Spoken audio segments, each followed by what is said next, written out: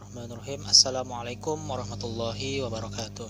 Nama saya Alfian Abdul Aziz dari kelas PAIC semester 5. Ingin membuat video tugas dari mata kuliah pengelolaan kelas dengan judul Teknik Pembinaan dan Penerapan Disiplin Kelas.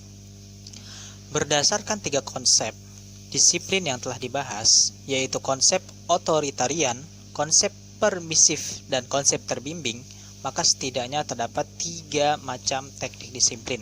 Yang pertama, teknik eksternal kontrol. Teknik eksternal kontrol merupakan suatu teknik yang dimana disiplin peserta didik haruslah dikendalikan dari luar peserta didik. Peserta didik di dalam kelas senantiasa terus diawasi dan dikontrol agar tidak terbawa dalam kegiatan-kegiatan destruktif dan tidak produktif. Menurut teknik ini, peserta didik di dalam kelas harus terus-menerus disiplin dan jika perlu ditakuti dengan hukuman dan hadiah.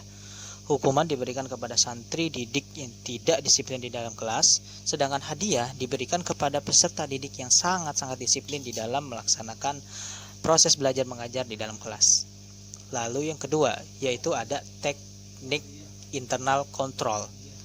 Teknik ini merupakan kebalikan dari teknik eksternal kontrol. Teknik eksternal kontrol mengusahakan agar peserta didik dapat mendisiplinkan diri sendiri di dalam kelas. Dalam teknik ini, peserta didik didasarkan akan pentingnya disiplin. Sesudah peserta didik sadar, ia akan mawas diri serta berusaha mendisiplinkan diri. Teknik ini juga sangat disarankan untuk para guru dalam membina disiplin peserta didik.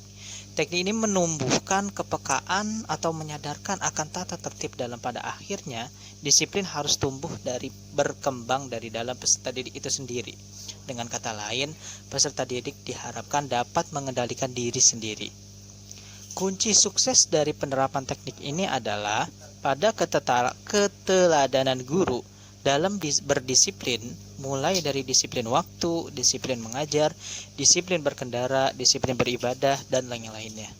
Guru sebagai manajer kelas atau yang memanage kegiatan yang ada di kelas itu tidak akan dapat mendisiplinkan peserta didiknya di dalam kelas jika guru sendiri tidak berperilaku disiplin. Maka harus dimulai dari guru itu tersebut. Lalu teknik yang ketiga yaitu adalah teknik kooperatif kontrol. Dalam teknik ini, antara guru sebagai manajer kelas dengan peserta didik harus saling bekerja sama dengan baik dalam menegakkan kedisiplinan di dalam kelas. Guru dan peserta didik lazimnya membuat semacam kontrak perjanjian yang berisi aturan-aturan kedisiplinan yang harus ditaati bersama. Sanksi-sanksi atas indisipliner atau ketidakdisiplinan juga dibuat serta ditaati bersama. Kontrak perjanjian ini sangatlah penting karena dengan cara demikian guru dan para peserta didik atau siswa dapat bekerja sama dengan baik. Kerjasama tersebut akan membuat peserta didik merasa dihargai. Jika demikian, maka teknik pembinaan disiplin kelas yang baik tentu saja tidak ada yang paling baik karena setiap teknik pembinaan disiplin kelas tersebut masing-masing memiliki berbagai kelebihan dan kelemahannya. Kemudian, di luar dari 3 teknik tersebut, yaitu pembahasan yang selanjutnya adalah dalam penerapannya, guru sebagai manajer kelas dapat menggabungkan ketiga teknik pembinaan di atas secara efektif dengan melakukan hal-hal berikut ini. Yang pertama, guru mencontohkan perilaku yang tertib kepada peserta didiknya. Sebelum mendisiplinkan peserta didik, sebaiknya seorang guru mendisiplinkan dirinya terlebih dahulu. Guru harus menunjukkan berbagai perilaku yang tertib, baik di kelas, di lingkungan sekolah, maupun di lingkungan masyarakat. Dari perilaku tersebut diharapkan guru dapat menjadi model bagi peserta didiknya dalam melaksanakan perilaku disiplin. Atau di dalam bahasanya, seorang guru bisa menjadi uswatun atau menjadi suri tauladan bagi para peserta didiknya agar peserta didiknya dapat mencontoh mereka, yaitu para guru.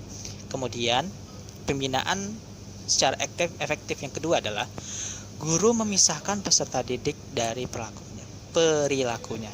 Terkadang seorang peserta didik dengan sengaja berperilaku buruk hanya untuk membuat jengkel gurunya. dan ingin mendapatkan perhatian dari gurunya atau caper. Perilaku yang buruk tersebut dapat disebabkan kekurangan kedewasaannya, alias masih sifat kekanak-kanakan, ketidaksabarannya, frustasi, atau karena keinginannya tidak terpenuhi. Saat menghadapi peserta didik yang berperilaku seperti itu, guru harus dapat memisahkan peserta didik dari perilakunya. Artinya yang dibenci oleh guru adalah perilaku peserta didik yang buruk, bukan peserta didik itu sendiri. Cara pandang yang demikian dapat memfokuskan guru untuk memecahkan masalah perilaku buruk tersebut dan membantu peserta didik dalam memisahkan atau menghilangkan perilaku jengkel atau buruk tersebut dari dalam dirinya. Kemudian, cara yang ketiga adalah guru membuat peserta didik menerima tanggung jawabnya. Jika ada seorang peserta didik mengganggu kegiatan belajar mengajar di kelas, kemudian guru langsung memarahinya dan memberinya hukuman atau konsekuensi, pada saat itu guru telah menjadikan semua peserta didik yang memfokuskan perhatiannya kepada si guru, dan beberapa peserta didik secara otomatis akan bersimpati pada si pembuat onar karena dia berada dalam posisi yang lemah. Untuk mengatasi masalah tersebut, guru dapat meminta si pembuat onar untuk menghentikan aksinya tanpa menghukum terlebih dahulu, atau guru memberikan sebuah hukuman berupa nasihat, atau untuk hukuman pertama guru memberikan nasihat, atau untuk yang kedua mungkin lebih lagi, dan untuk yang ketiga mungkin bisa diserahkan kepada kepala sekolah. Kemudian yang terakhir yaitu adalah D. Guru sebaiknya dapat menemukan solusi atas perilaku peserta didik yang tidak diharapkan daripada memberikan konsekuensi. Jika terdapat peserta didik yang tidak disiplin, maka sebaiknya guru menghindari untuk memberikan hukuman.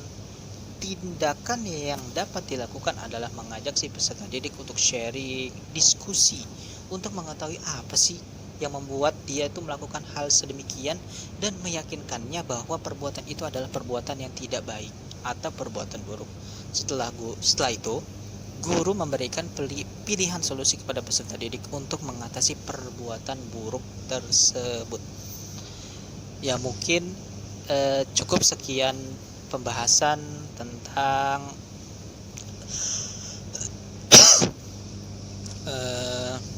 teknik pembinaan dan penerapan disiplin kelas.